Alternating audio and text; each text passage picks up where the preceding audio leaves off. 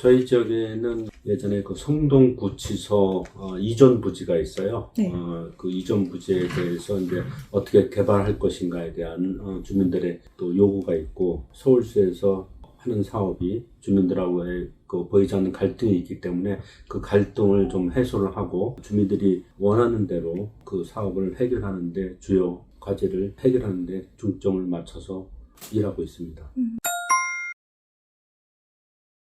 그 부지에는 주민소통공간이라고 해서 가락 이동 주민자치센터가 이제 들어오고요. 네. 또 문화시설이 들어올 예정에 있고, 한 개 부지는 청소년 관련된 시설이 들어오기로 돼 있고, 또 일부는 민간에 매각을 해서 오피스텔 사무공간으로 쓸 계획으로 가지고 있고요. 나머지 부분이 이제 중요한데, 서울시에서 추진하고 있는 그 아파트 건설이 있는데요. 그 아파트는 일부는 분양하고 일부는 장기 전세 주택으로 분양할 예정입니다. 그래서 이제 주민들은 50%에 대한 분양률을 높여달라는 얘기고, 서울시에서는 50% 한도에서 아마 한다는 의견을 가지고 있는 것 같아요. 아직 거기에 대한 그 확실한 결론은 안 났는데, 현재 지금 아파트 공사는 이제 시행 중에 있고요. 네. 그 부분에 대해서 이제 주민들과 서울시와의 조정 역할을 좀 해야 될 부분이 있다고 생각합니다. 서울시에서 추진하는 사업들이 우리가 보이지 않게 급진적으로 시행하는 정책들이 좀 있습니다. 이제 검증 없이 정책을 시행하다 보면은 거기에 대한 그 리스크가 발생하는데, 그런 부분들이 어떻게 보면은 서울 시민의 부담으로 이어질 수 있기 때문에 그런 그 정책이 어느 정도 걸러서 시의회에서 어느 정도 걸러야 되는데, 그런 부분이 좀 미흡한 부분들을 서울시가 가지고 있고요.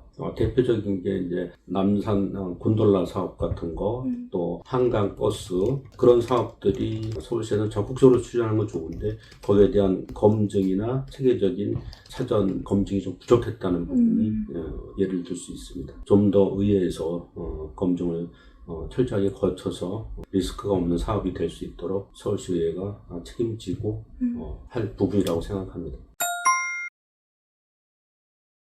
서울시 시민을 대표하는 기관이 서울시 의회인 건 맞는데요. 네. 그 중에서도 소외된 계층, 또 약자에 대한 그 대변인 역할이 더욱더 중요하다고 생각하기 때문에 그런 부분에 더욱더 관심과 조례 제정, 또 예산 배분, 이런 문제에 대해서 관심을 갖고 추진한 결과라고 생각합니다. 그러니까 서울시 전체적으로 이제 예를 들자면요, 공무원들의 개인적인 판단으로 인해서 서울시 정책이 제대로 발현되지 않는 부분이 상당히 많이 있고요.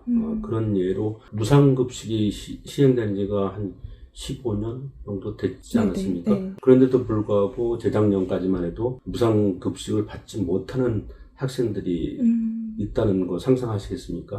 저희 지역에 이제 송파구에 한림예고라고 있는 네네. 거 아주 유명한 학교가 있죠. 그 학교가 무상급식이 안 됐어요.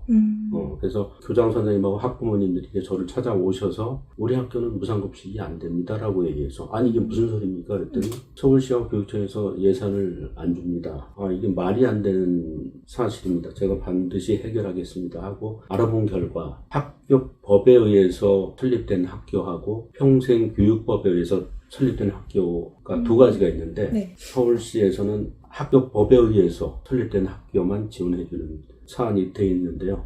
그래서 그거는 학생은 누구나 다 지원해주는 게 맞는데, 학생을 법에 의해서, 어떤 법에 의해서 설립된 학교는 되고 어떤 법에 의해서 설립된 학교는 안 되고, 이거는 말이 안 되지 않습니까? 네. 그래서 이제 그 부분을 제가 관계 공무원을 설득을 해서 최종적으로 이제 무상급식을 지원받게 됐는데요. 그 학교뿐만 아니라 4개의 학교가 또 비슷한 그 평생교육법에 의해서 설립된 학교가 있는데, 전체적인 학교도 무상급식을 이제 받게끔 돼 있는 겁니다. 그래서 이제 한 개인의 공무원들의 생각이 이런 결과를 초래한 거거든요. 그래서 이제 적극적으로 그런 부분들을 의회에서 의원들이 찾아내서 해결하는 부분, 그게 의원의 본연의 의무라고 생각합니다.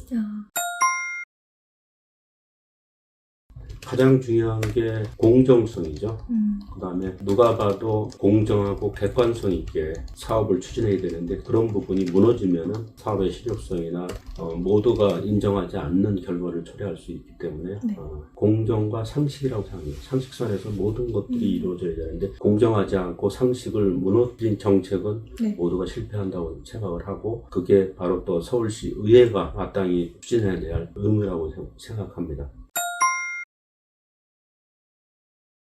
요즘 여러 가지로 부동산은 우리가 상상하지 못할 만큼 많이 올라가고 물가도 많이 올라가고 힘든 상황입니다. 서울 시민 여러분 힘내시고 저 서울시 의회가 앞으로 여러분들을 위해서 열심히 그리고 책임감 있게 추진해 나가도록 하겠습니다. 힘내십시오. 감사합니다.